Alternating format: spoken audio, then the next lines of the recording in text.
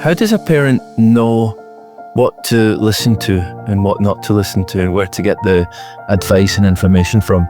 And it has always seemed to me that there is nowhere near enough support, advice, education, specific information for parents at every step of the journey. Because it's a completely different journey when your kid starts out playing sponge ball or red ball tennis at 6 and 7 than it is when they enter their teens, for example, and perhaps they're playing in competitions. I'm a big believer in the power of positive reinforcement and basically reinforcing good habits, good decision making, good behavior on the court. Young kids, for example, they're hungry for positive feedback. Where is the line? At what point does parent support become a hindrance? There are coaches and there are coaches. There are some coaches who have all the time in the world for the parents because they understand that the parents are the biggest influence of the kids. Of course they are. It really has to work as almost like a cooperative triangle, the parent, the coach and the player. Judy Murray is one of the most influential figures in the world of tennis.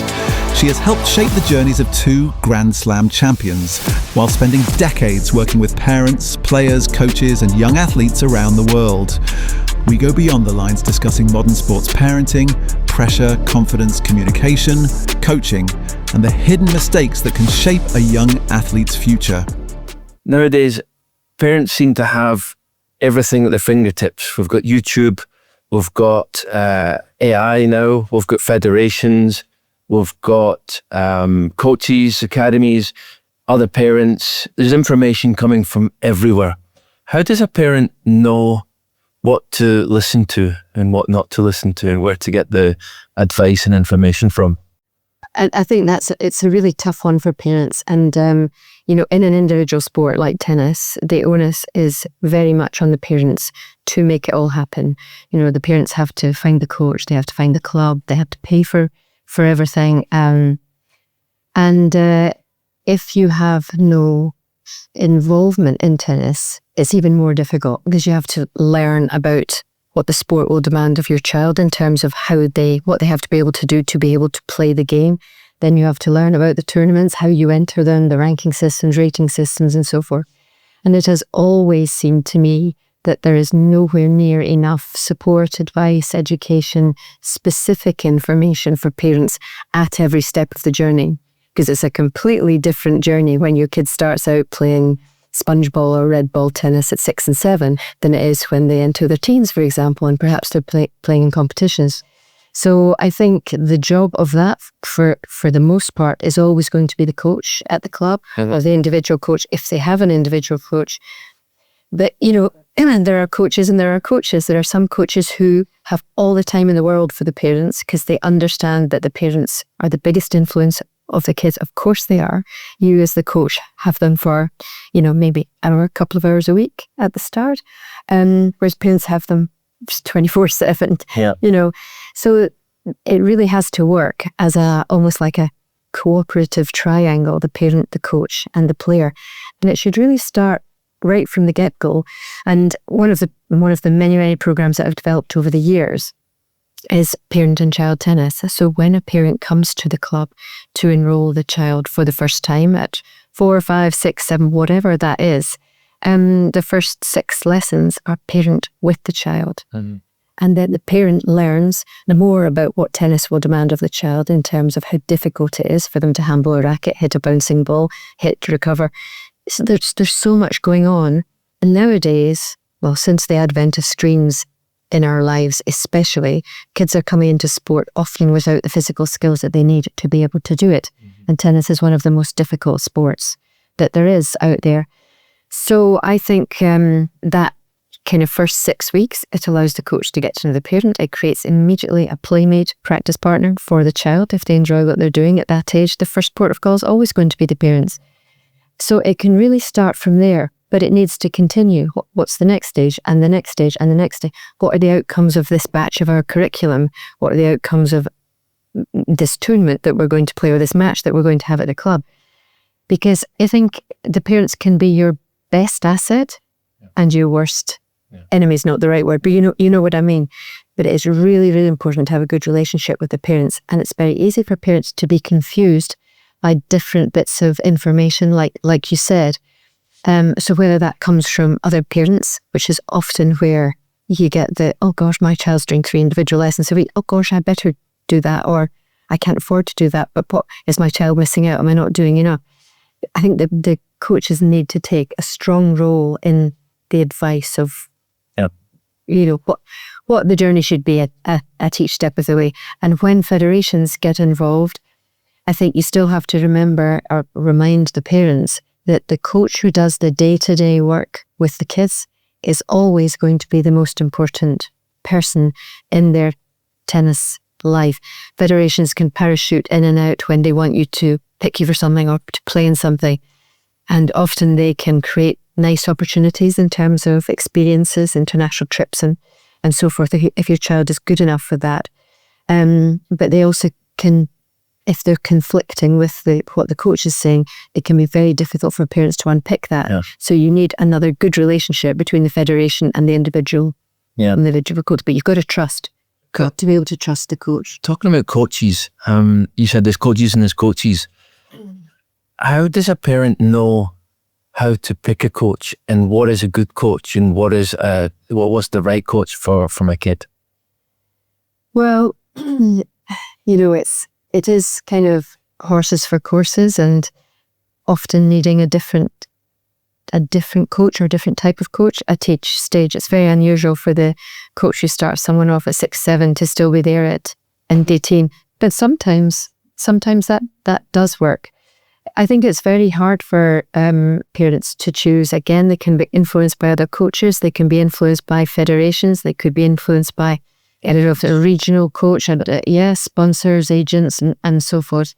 It is so important to try to pick the right person, the right environment, at the right time. Yeah. And I would say that a lot of the time is to ask questions, to listen, and really to go with your gut. And, I listen to so many parents talking about, our coach is so good. And I know that this is not a good coach in terms of technique, for example, but a very good coach in terms of motivation and making it fun. So you might be the right coach for somebody, but not necessarily for somebody else. And, every child is different. Every child's environment or home is different. And they develop at different stages. Nobody goes like that. Often, it's like this. But for me, if I was unsure about something or I was getting conflicting pieces of advice, I would always trust my gut or find somebody that I really trusted, who knew my player as a person as well as a player.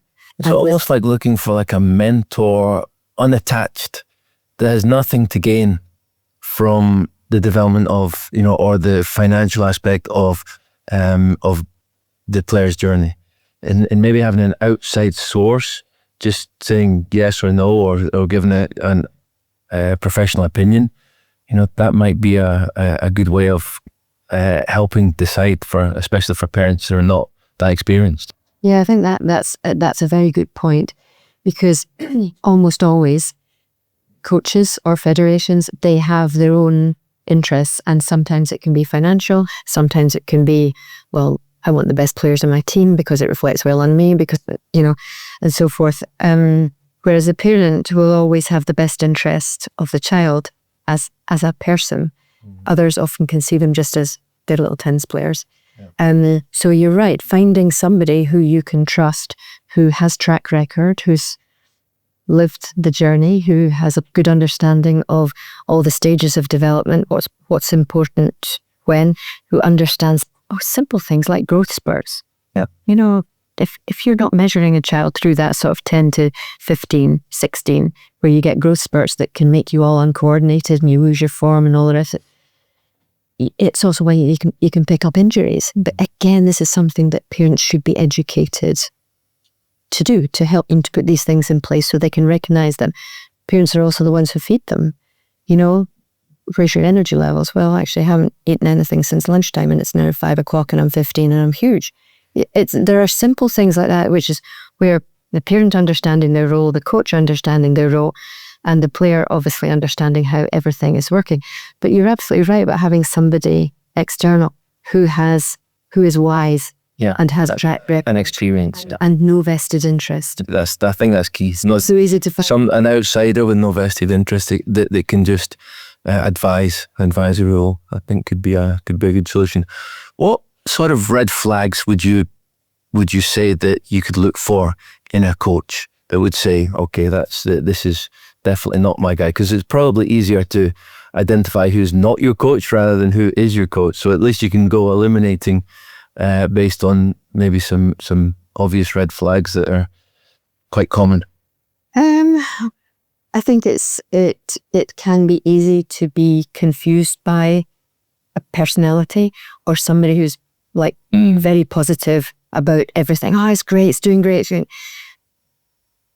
You need someone who, at whatever stage of the development it is, what is really important. I mean, I suppose if I had an area of expertise when I was developing players, it would probably be between 10 and 14.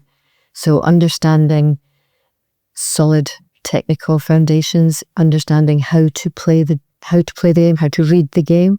And the three things I always say are how to cause trouble, how to avoid trouble, how to get out of trouble. So cause trouble, developing weapons, lots of different types of weapons, from variety in your games, being able to disrupt rhythm, to having a big shot, to having a reliable second serve, to having a good attitude every time you turn up. Huge weapon, being able to be really upbeat and to reset your focus when things are down. But really, I think in that age range, having somebody who insists on good basics and insists on attention to detail of the small things that become really good habits. Yep. So I would say red flags for me would be lazy coaches who are not intervening and insisting on certain things. Yeah. Because if you let sloppy things happen during those 10 to 14, it's harder to get out of the way of them. It's also harder to add new things after 15. Later on, they're open because they're little.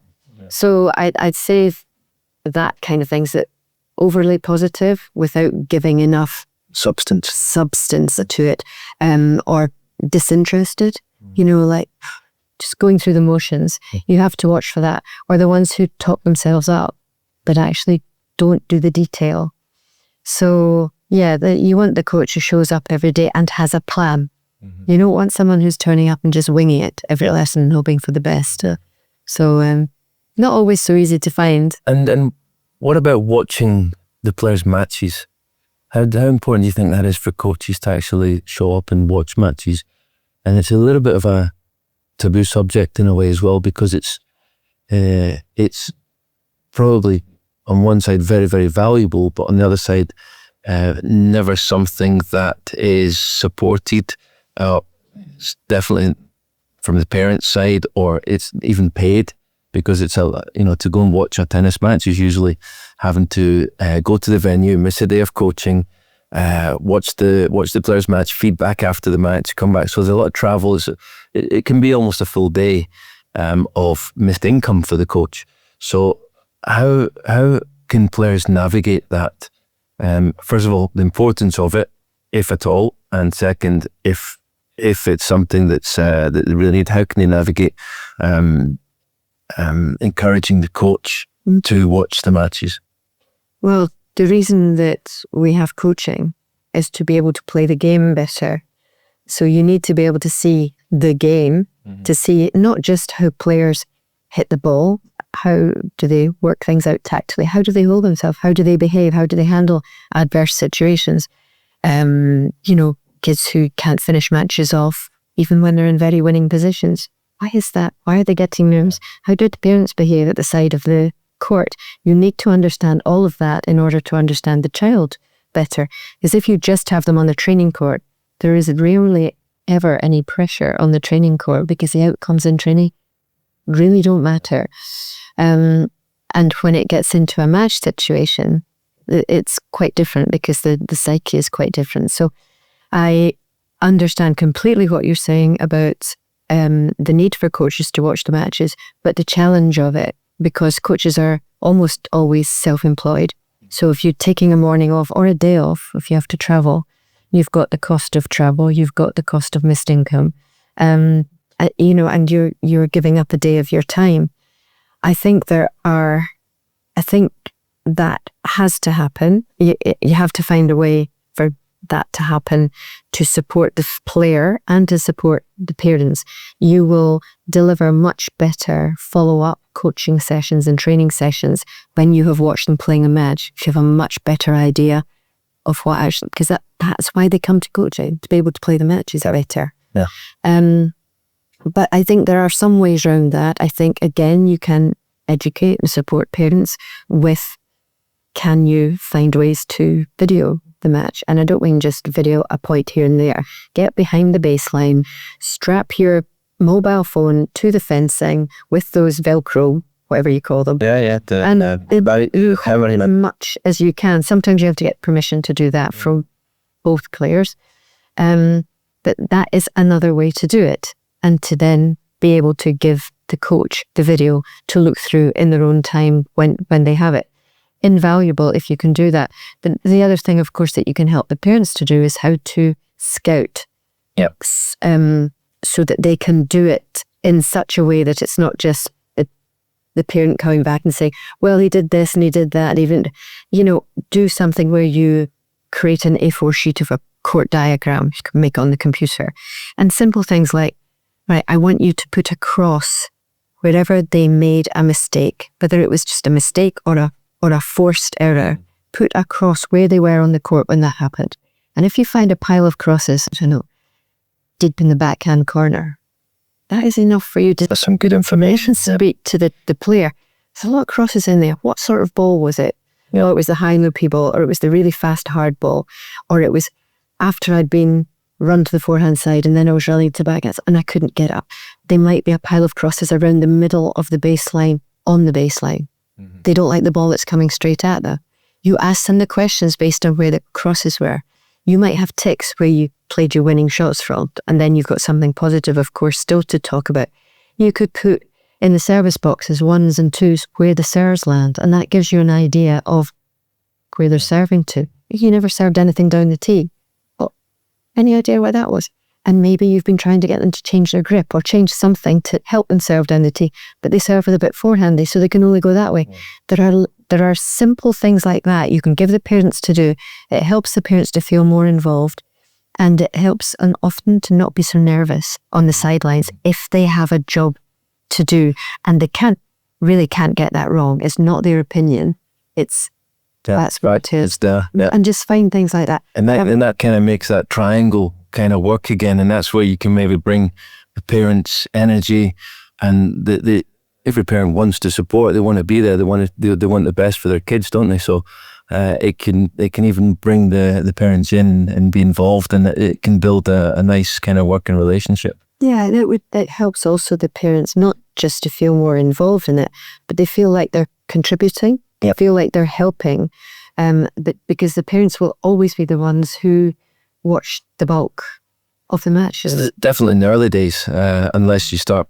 I guess once they start getting to the level and age where they can travel in teams, they can travel with a coach. If the budget for the player is there, then obviously if the coach can go as well. But I really like that idea of the video, because the video then can come back, and then you can even watch it back with the player and have that interaction with the player after the match, and hopefully not just look at the negatives but look at the positives as well, and then you get like a clearer picture of what's going on. And it's a good one with it if you do get video footage, and like you say, to sit with the player and to say to the player, hey, you tell me, what do you see there?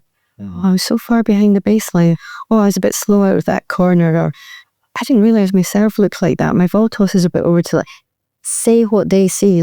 Don't jump in and tell them what you see. Let them say what they see. And what about your opponent down there? What are you thinking of him now? If you played him again or her again, what would you do differently? Ask them questions. You get a much better understanding of their understanding of what's happening. Yeah. If you sit and listen. It's quite important when you're doing the videos, in my experience anyway. And Paul, this is your area really, that when you're watching a video back, that you try and not just focus on the bad points, and I know you make little videos for a couple of your players that are on the tour that are just the best points from the previous matches that kind of fills them with confidence for the next match as well. So you can use the video to analyse the areas for improvement, but also you can use the video for motivation for upcoming matches and actually highlight what they're doing well, because your comments, what the carrot is more powerful than the stick. Is that right? Correct. That is correct. Yeah, I think I'm a big believer in the power of positive reinforcement and basically reinforcing good habits, good decision making, good behavior on the court. And young kids, for example, they're hungry for positive feedback. They're hungry for encouragement. And there's a very famous basketball coach called John Wooden. They won 10 consecutive basketball national championships, and often not with the best talent. And all the research showed that this guy gave 90 to 95% of the time when he spoke to a player, it was positive reinforcement, 5 to 10% constructive feedback. And he would often ignore negative behavior. He'd wait until they did something really good and then he'd praise them up. And then the kids that perhaps weren't behaving so positively would realize that the kids that were behaving so well and really being positive, they were the ones getting all the attention. So that it modified their behavior. And because they wanted the feedback, they stopped the negative behavior and started doing more positive behavior. And they're in 10 consecutive national championships, kind of speaks for itself. I think any other schools only won 2. Yeah. So back to the parents. That last one on the parents. Where is the line? At what point does parent support become a hindrance? Where do we draw the line on that? Look, everybody's journey is different. Every child is different. They all come from completely different environments. And this is, I think, where you as the coaches, or we as coaches, we have to invest time in getting to know the players as people, to spend time with them away from the court.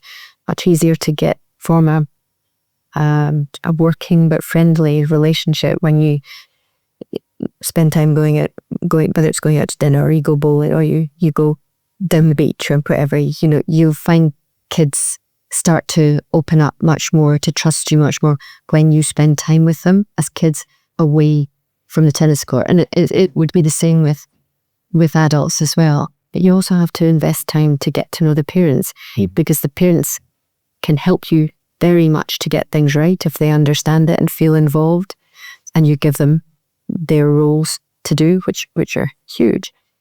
But when parents start to get it wrong is when they become overly invested financially and or emotionally.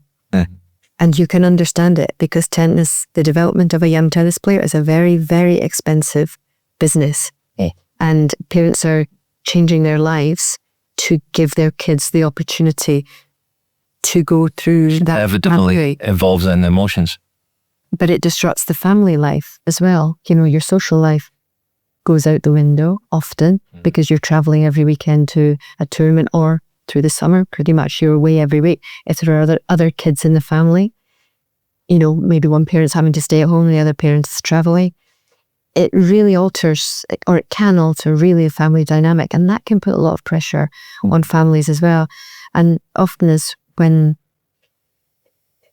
parents start to get very stressed about what is happening around it, is it worth it? What we're doing here, is this really worth it? Then they can become very, very emotional. I mean, there's some terrible examples, as you know, of tennis parents at the top of the game, but there are many, many more tennis parents on the circuits with their kids, whether that's towards the end of juniors or, going through the teenage years of juniors and actually any rungs of the pro tour. And that usually happens for 2 reasons. One, that they can't afford to pay a coach to travel with their child, because that means another airfare, another hotel room, a contribution to phone bill, meals, etc., etc. It's a very expensive business. And in those ITF junior circuit, for example, and the early rungs of the tennis tour, there's very little prize money. In juniors, there isn't any.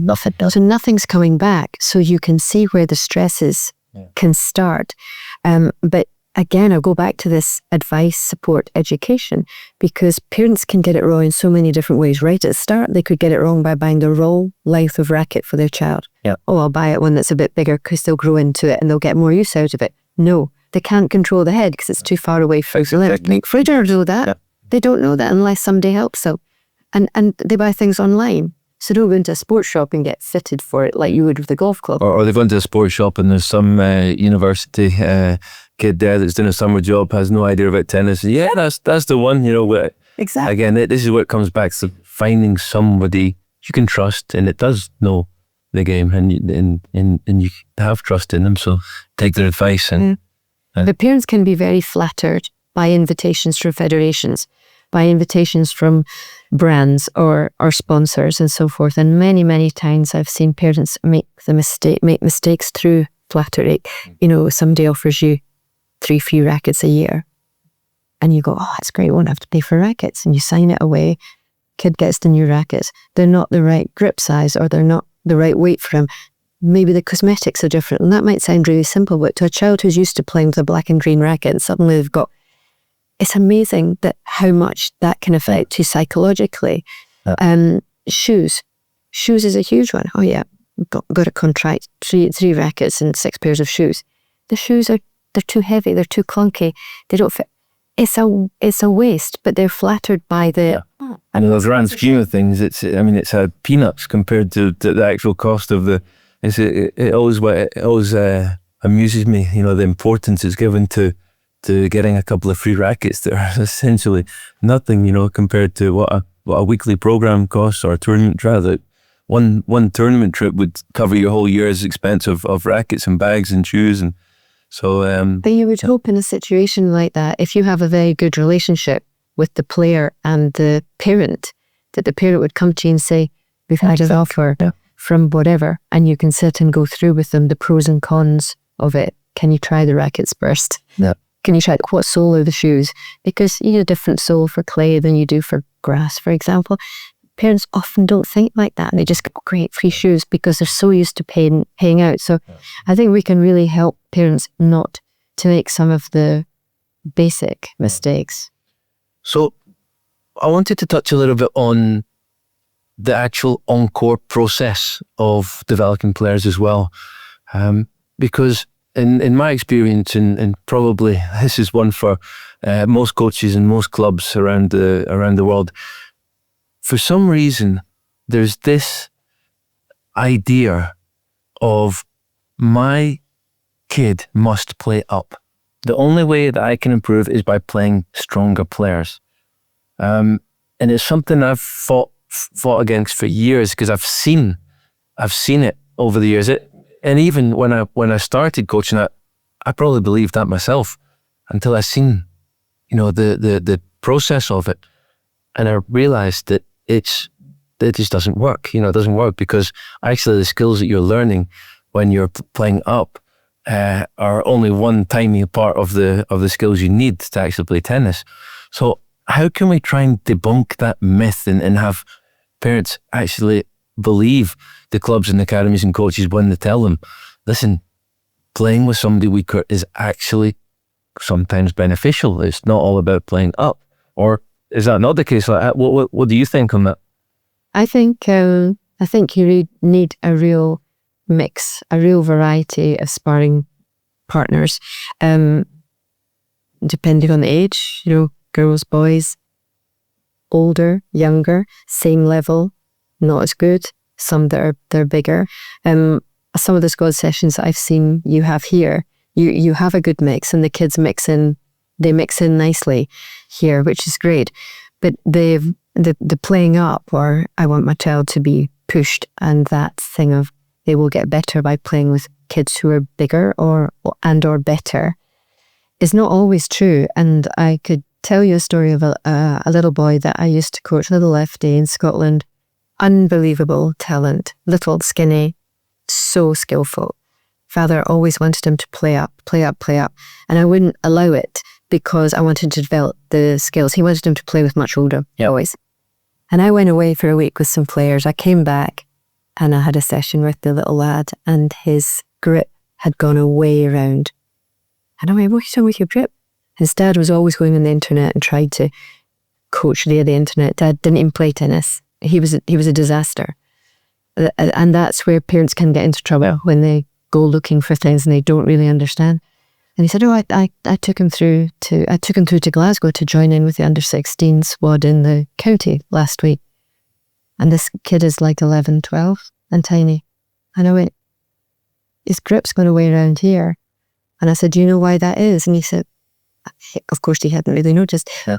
I said, "Because he was playing with these big guys, and the only way he could cope was doing this." And because he's gifted, because he's talented, because he can do it, then he adjusts, which is normal and natural. But and you think, wow, he's doing it well, but actually he's harming himself long term. Another case of the parent getting it wrong and not listening and waiting till you're out of the way and then doing what he thought was right. But there's so much to be said about practicing with kids who are not as good as you, because you learn to dictate, you learn to dominate. And when you play in a tournament, you never know where you're going to get in the first round. And it could be somebody who's a lot better than you, but it could be somebody who's lesser than you. Yeah. And if you always practice with better, how do you learn to be the boss on the court? Yeah. You have to have, and you want ones the same level as well.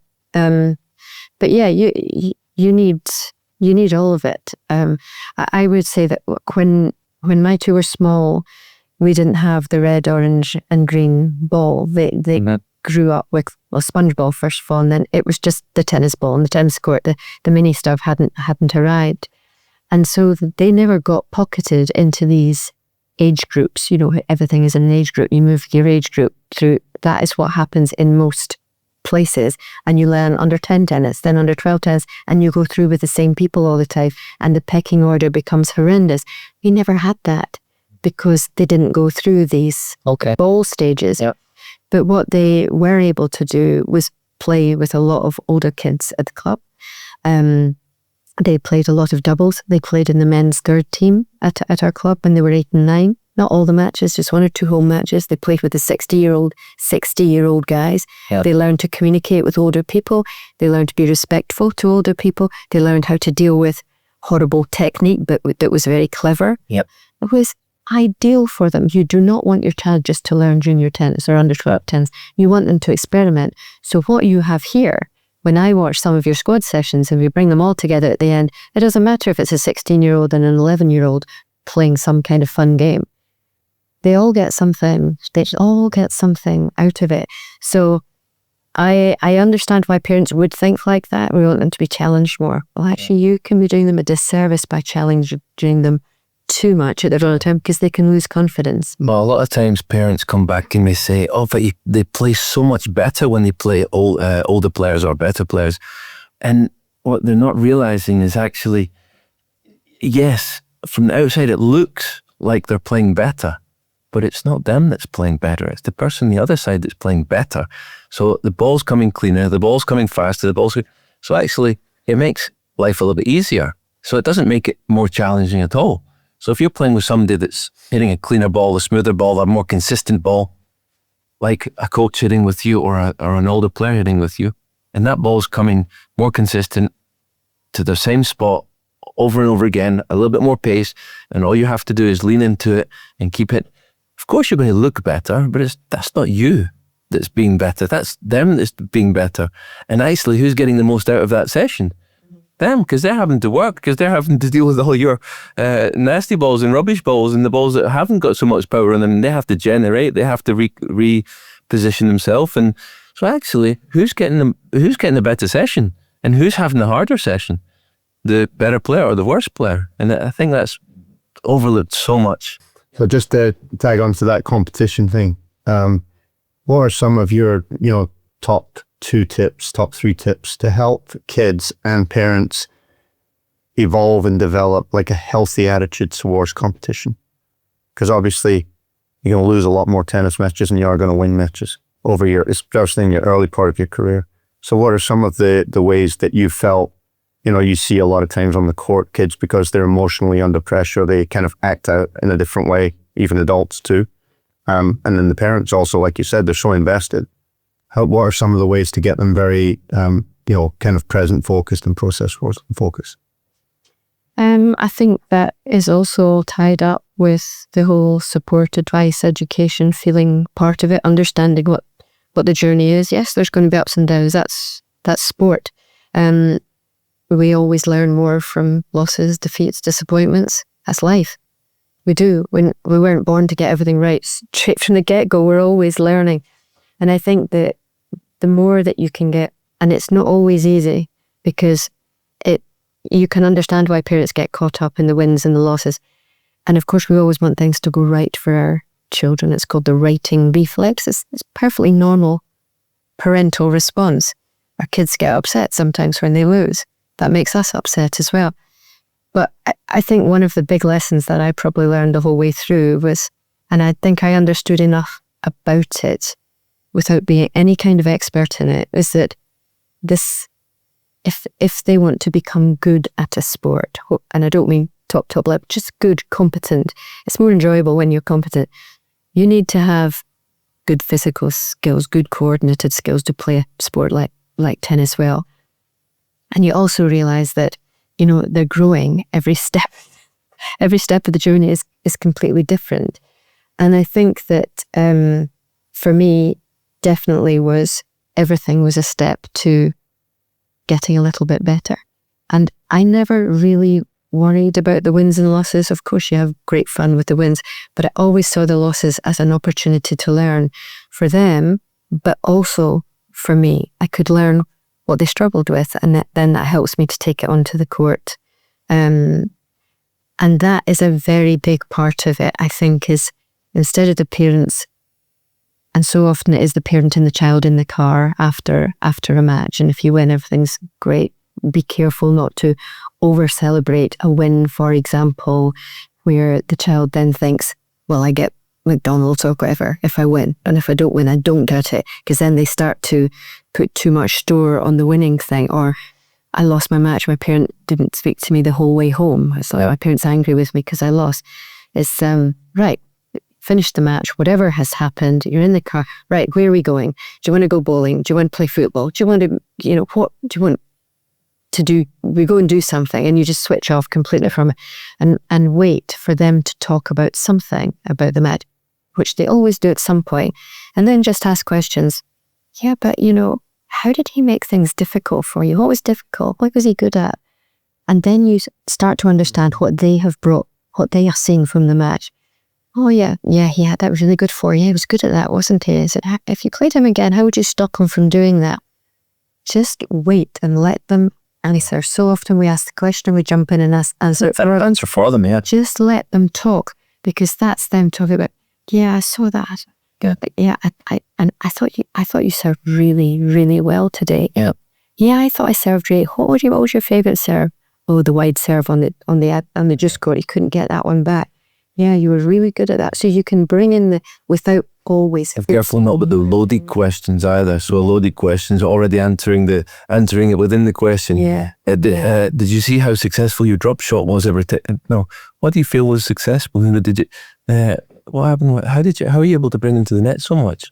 Like kind of more open-end questions rather than kind of loaded questions where you're giving your opinion within the question. Yeah, and obviously for me, in the early years of my kids, I was the coach and the parent, and I knew enough about how to ask these questions.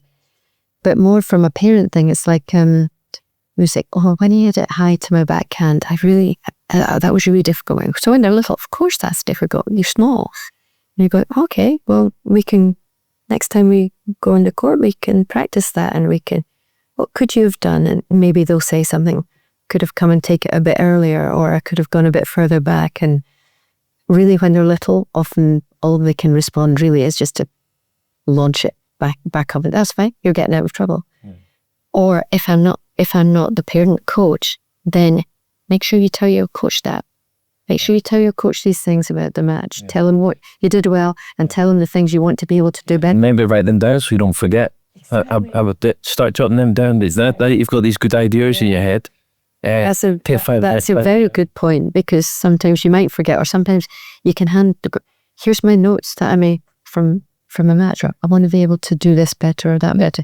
Then they're taking ownership of it. You as the parent have supported it, as in, well, the next time you go on court, let's do that. You can do that because you're a parent and you're a coach and you can play. There are many parents who don't play and they think they can't help, but they actually can. So helping them to word the aftermatch, whenever that might be, usually not straight away, but at some point when they've brought it up, so it's not in your face with that. Yeah, and again, question. If the parents don't know how to do that, and they seek the advice of the coach, and hopefully the coach is experienced enough that they should be able to, or would be able to help them with that. And maybe, again, different coaches for different levels, different journeys. And if your coach is struggling with that, then maybe that's one of those red flags that maybe that coach is not for competition tennis. Maybe that coach is for participation tennis. So these are things that you could be and should be asking your coach to help you with, right? Yeah, definitely. I think, but I would go back to where we started.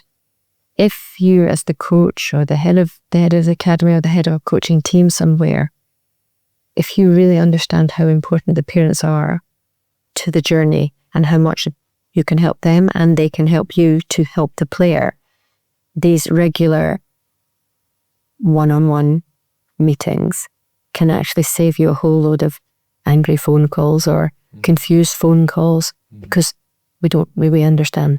So that, when they go off to a tournament with the parents, okay, you might have your sheet where you ask them to do something that will help you. You might ask them to make some notes on something like, was it windy? Was it sunny? Like there. That's completely what you have outside today, which is like a whirlwind out there. And there's sands all over the place. Very difficult for the kids. If you don't know that and you just see they come back from a match, you might assume it's just absolutely fine. What would be the worst thing to ask a player as soon as they came off the court, or say to a player as soon as they go off the court? It's probably, did you win? Yes. Because then it makes them think that the only thing you're interested in is whether they won or not. The thing with sport is somebody wins and somebody loses, so it's an obvious thing for someone to ask, whether it's your pals or the coaches or whatever. It'd be a good exercise to always think of 2 or 3 questions to ask before you ask what was the score, or what did you win the question, so it kind of shifts the priority a little. Yeah, or just something loose like, well, how was that then? Did you have fun? Yeah. Yeah. Did you try your best? Yeah, I never ask if they tried their best because I would say something like that after. I say, how was that then? And then you wait for them to tell you whatever it was. And if they've lost, I will often say, but you tried your hardest, didn't you? I saw that. Mm-hmm.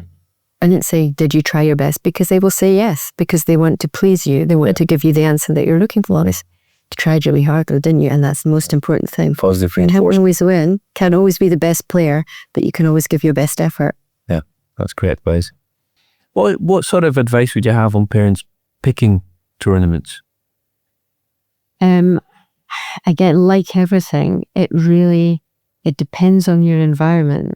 If you're in a very small area or a country that doesn't have much volume of players, you are going to play the same people all the time as you go through the age groups. They've just become part of, that's just how it is. I think there are lots of other factors to take into account. How far do you have to travel? How expensive is it going to be?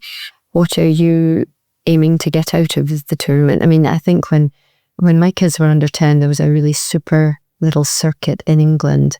They were called the Adidas Challenges, and they were 60-player draws. They went on through the winter. They were all indoors, so you knew you were going to get playing, and you played from 1st to 16th place. So you got 4 matches. So for us to travel from Scotland to England and have to stay over, and all the costs and time that goes into that was worth it, because there will be 4 matches. Nowadays, it seems like when you, depending on your ranking or rating system in your country, and certainly in our country, that kids go and play in something, and if they lose the first match, they don't want to play in the back draw. Or maybe they do, but the parents don't want them to, because they might lose rank to somebody who's the same ranking or lower rank, and they are disadvantaged.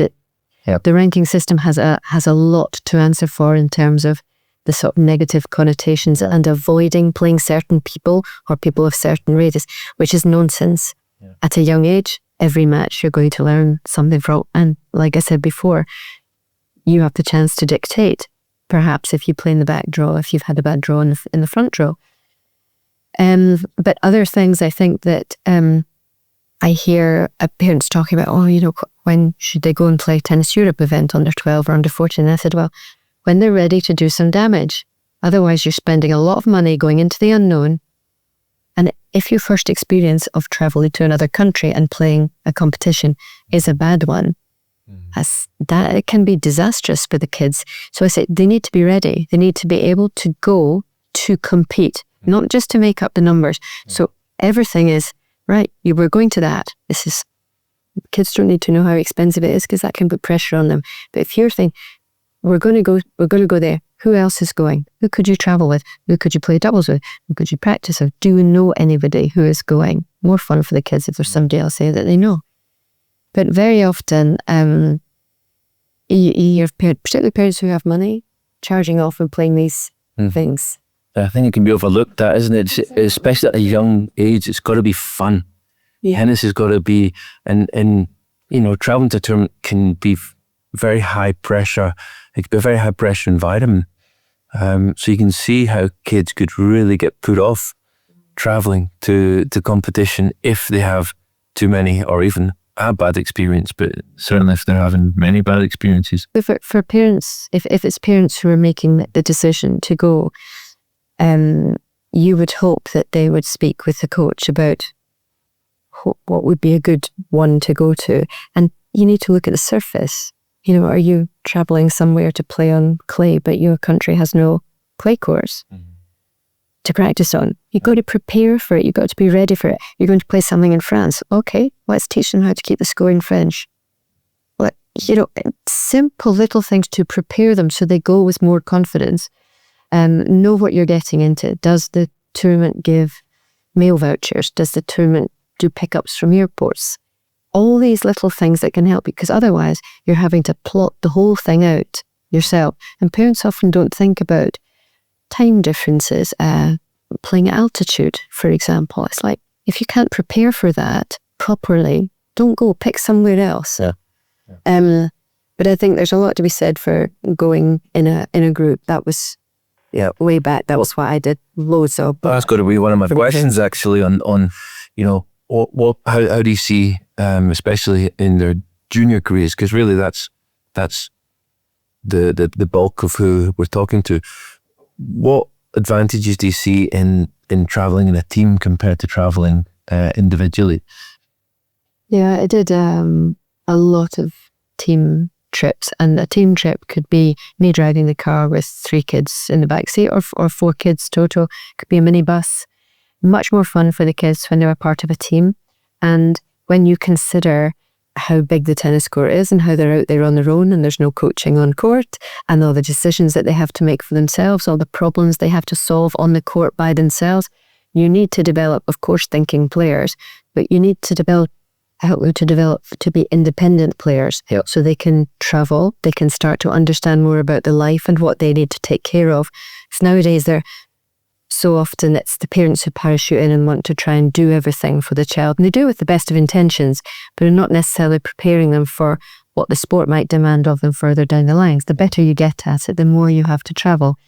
And, and if you travel with them in a group, they can help each other. They can support each other. They can scout each other. They can practice with each other. Yeah. And there's some feedback I've had anyway, is that if they travel with the parents, when they travel individually, well, they perform better because more things can be looked after. They can sleep at the better time. They can be more organized. They can have their hat on when they're playing the match. The parent can be looking after them, making sure they've got the water or making sure they show up at time, making sure they do the warm-up properly and so on. But again, it's almost taken away. It's putting the emphasis again on performing and results at a young age rather than developing skills. So it's almost that if you travel a team, maybe your results are not as good, straight away, off the bat when you're traveling as a team, because maybe you did stay up a little bit longer that night, or maybe you didn't eat the optimal meal for your recovery that evening.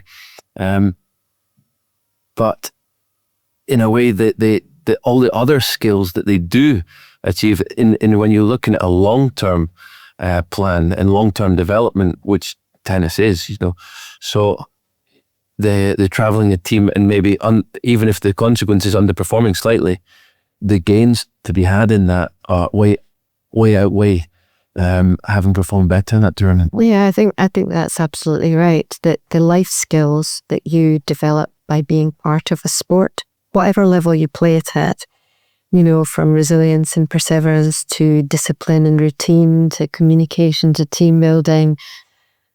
There are so many life skills that come from being part of a sport, and you learn so much of these trips, of things that you have to do for yourself. And if you're a smart coach that's taking those trips, I would have the chair outside the rooms.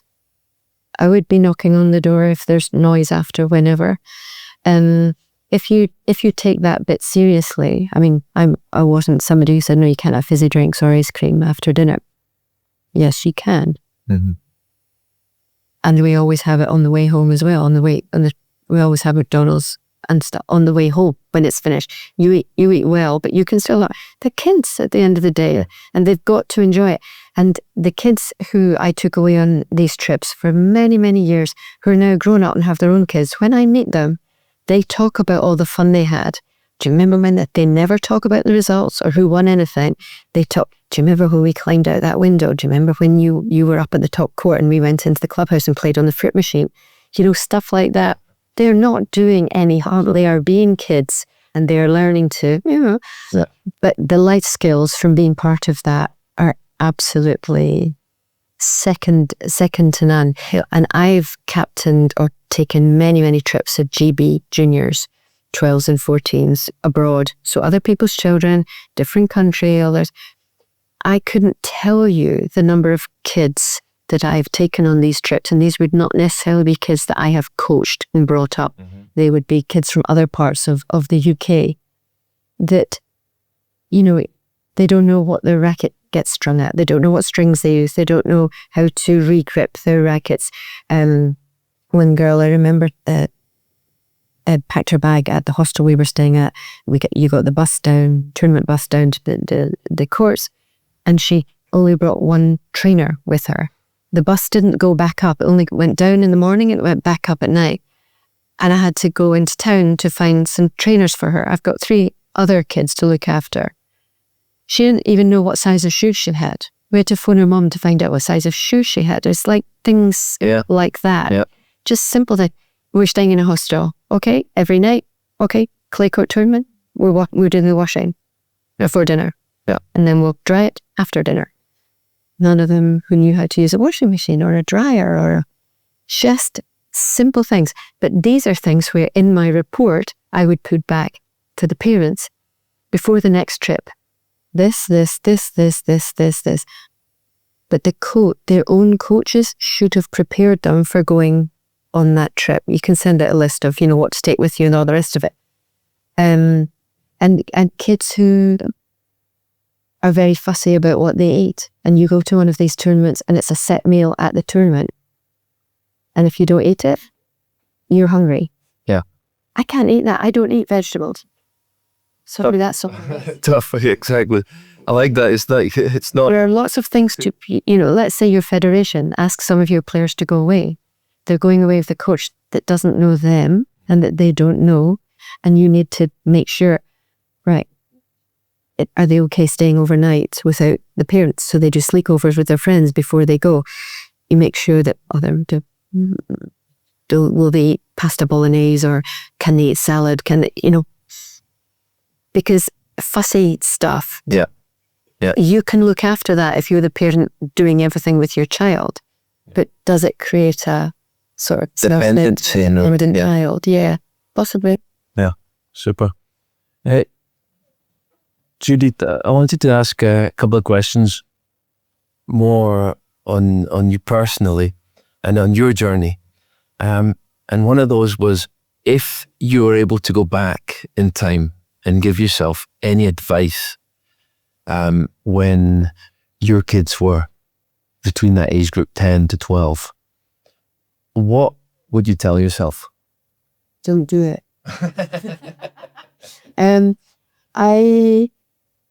I think I always understood the importance of them enjoying what they were doing, but also giving your best effort. But your parents are putting a lot of time and effort and sacrifice into what you're doing, taking them all over the place, paying for everything, etc., etc.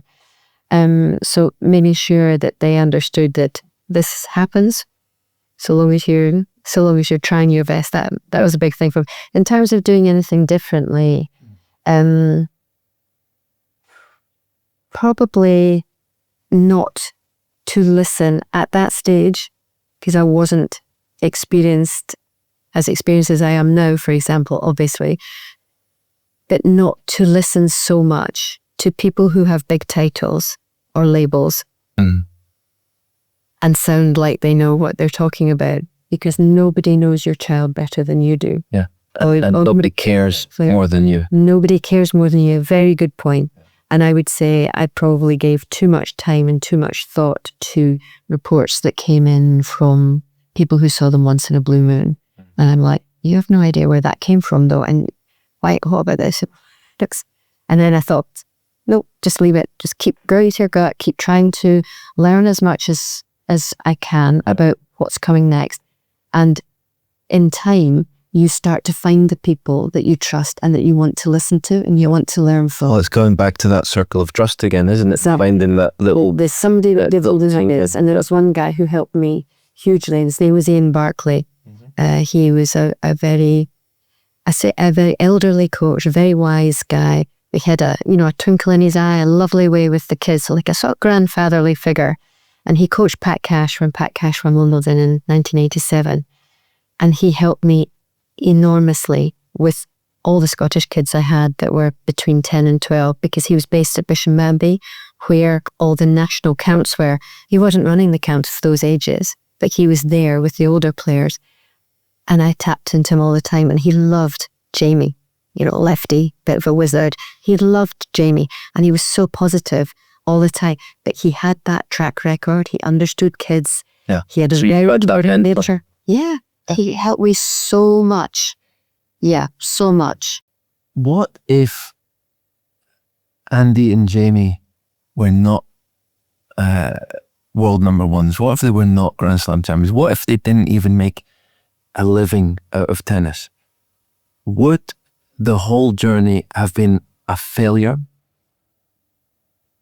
No, absolutely not. I mean, the whole way through, I had no idea where we were going to end up. I mean, when my kids got into tennis, like they did with all the sports that they tried when they were little, I just wanted them to enjoy sport, because I enjoyed sport so much. And of course, they got good at tennis, but so did all the other children in our club. And that was really why I invested in myself to do qualifications and tried to get better at what I did. It wasn't about my children. It was about actually creating opportunities for the Scottish kids. Because when I was a good Scottish junior, there was absolutely nothing. Indoor courts, you played something else in the winter. I played badminton in the winter. I still got to a decent level, with nothing. But I would have loved to have had the opportunities to go and play abroad or be part of teams. You can't play for Scotland at tennis, as you know. It's part of GB. Yep. And it was such a minority sport in our country that a lot, I think, of what drove me when I started to get into coaching was, why shouldn't Scottish kids have the same chances as everybody else? Yep. So, yeah, I think that whatever they had done, they would have been good at one sport or another. Andy always did tennis and football. Jamie did tennis and golf. So they always had two sports, and they always swam every week. They always swam for fun with their friends, flumes and stuff like that. Yeah. But they've now gone on, and Jimmy just announced his retirement just this week and just a couple of days ago. And they have other interests already, whether that be business and other streams of interest in business. So ultimately, I'm guessing the journey that they've been in over the last so many years has led up to then the afterlife of tennis, and whether that had been after a professional career or after a professional attempted career, I'm guessing something similar would have transpired anyway. Yeah, well, you learn so much from being part of the sporting world. And even if they had tried for a career in tennis and they got stuck, futures level or challenger level, you don't want to get stuck in those levels. You want to get out of them as quickly as you can, which thankfully both of them did. But you learn loads about the business of sport, the life and business of being a professional sports person. And Andy, in particular, talks often about having no qualifications. Mm-hmm. But the University of Life gave him plenty of qualifications. Well, the University of Tennis. One of the smartest guys out there. And Jamie, he finished school, was going to go to American University, changed his mind at the last minute, decided he wanted to do what Andy was doing. But he did the ATP University. So he has lots of skills of, accounting, knows how to do his own tax, of course, knows how to handle sponsors and agents. Mm-hmm. He knows all about the life and business of being a professional athlete. Yep. And he would have had all that even if they hadn't got to the top. And there are plenty of jobs in sport if you have a good understanding of what sports, the business of sport is all about. Plenty. So there's more success outcomes than just pro tennis. There's more journeys within this. There's more kind of outcome pathways in this journey than just pro tennis, basically. Yeah, there has to be, because you probably only got about 120 men and 120 women at any given time. You can make a decent living out of it because the expenses are so high. But there are plenty of offshoots, and I don't just mean coaching, refereeing, event management, the media, sponsors, agents. There are lots of, like what Paul does, analytics. Yep. There are so many things, all the things that relate to technology now. Yeah, and even unrelated entities like careers in business, because I guess all the skills that they're learning day in, day out of showing up, perseverance, not taking a loss as a failure, if not for growth. Everything transcends very nicely and neatly into a management role or a business startup or a CEO title. So I think even businesses and companies look for sports people and athletes because of that, because they're so resilient and they're good at problem solving and so on. So I think, like you said, if Andy didn't have any qualifications, much like myself, then that's not a limiting factor in the journey. In fact, the journey itself is a huge education, almost outperforming the schools in a way. Yeah, definitely. I'm a big believer in what I would call on-the-job training, as opposed to a sit-behind-a-desk qualification. And nowadays, with our dependence on anything that has a screen, our communication skills are much worse than they used to be. Mm-hmm. And you're right about businesses looking through someone's CV if they see a big involvement in sport. Yeah. You're the captain of the school team or the university team or the secretary. That is a big tick because you have all those life skills that come from especially being part of a team. You have, and big businesses are teams. Exactly. Yes. So, yeah, I'm a big believer in the power of sport. So, Judy, to bring the chat to a close, we've got a quick fun round of hot or not. Okay, so I'll give a topic or subject and all you have to answer is hot if you like it or not if you don't. Okay. So do you say Scotland? I'm saying not, because it's never hot. Okay. Parents on the practice court. Not. Only playing stronger players. Not. Playing matches every week. Hot. Private coaching. Yeah, hot. Team travel for juniors. Hot. Early results as a sign of future success. Not. College tennis route. Hot. lobs and drop shots, Oh, hot. game-based coaching, Red hot. sports psychology for kids, Not watching tennis on TV, hot. pink socks, Not Tenerife Tennis Academy. red hot. Well, thank you very much, Judy. Thank you, Phil, for sitting in. Thanks for having me. Yes, thanks, Judy. Thanks very much. It was a pleasure. Welcome. Yeah, lovely, Kris. Thanks. That was good fun. All righty.